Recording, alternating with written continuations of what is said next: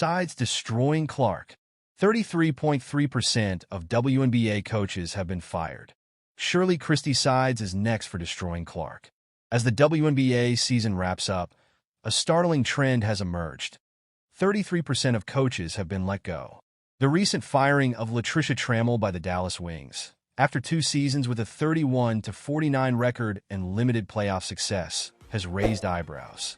While the Wings did win a playoff round the previous season, the team was plagued by injuries, which hampered their performance.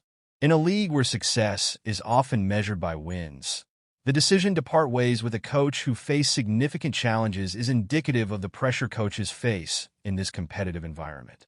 The Dallas Wings have now cycled through their 5th coach in 8 years, a statistic that speaks to instability within the organization. Trammell's departure marks her as the 4th coach fired this season, following the surprising dismissal of Curt Miller, a 2-time Coach of the Year. The firings of Tanisha Wright and Teresa Plaisance have also raised questions, with each situation varying in justification and context. However, one name stands out amid this coaching upheaval: Christie Sides of the Indiana Fever. The Fever have long been in a rebuilding phase, and while Sides has made strides in terms of team cohesion and morale, the results on the court remain underwhelming. Critics argue that maintaining Sides as head coach signifies a lack of serious intent regarding winning in the near future. Sides took over a franchise that was in disarray, and while she succeeded in stabilizing the environment, the question remains: is she the right person to lead the team to victory?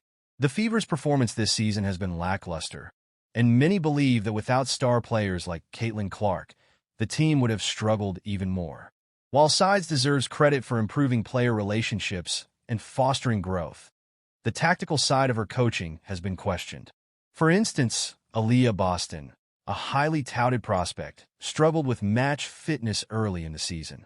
Sides had the foresight to give Boston the chance to find her rhythm, which eventually led to a breakout performance. This indicates that while Sides may lack some tactical acumen, she has an understanding of player development that can yield results. Despite her efforts, the reality is stark. If Christie Sides were to be fired tomorrow, it's unlikely any other team would rush to hire her.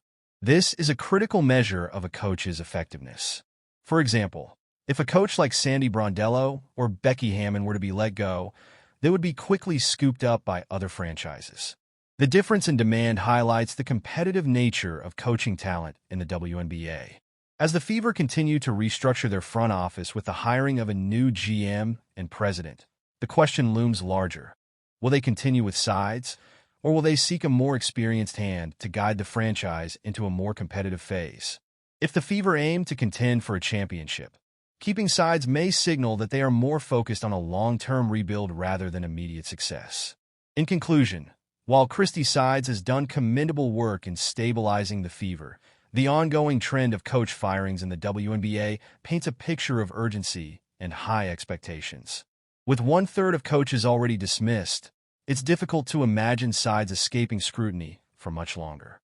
The Fever must decide whether they are content with gradual improvement or whether they are ready to take the leap into a more aggressive pursuit of success. The clock is ticking, and in a league that values results, the pressure is mounting for Sides to deliver.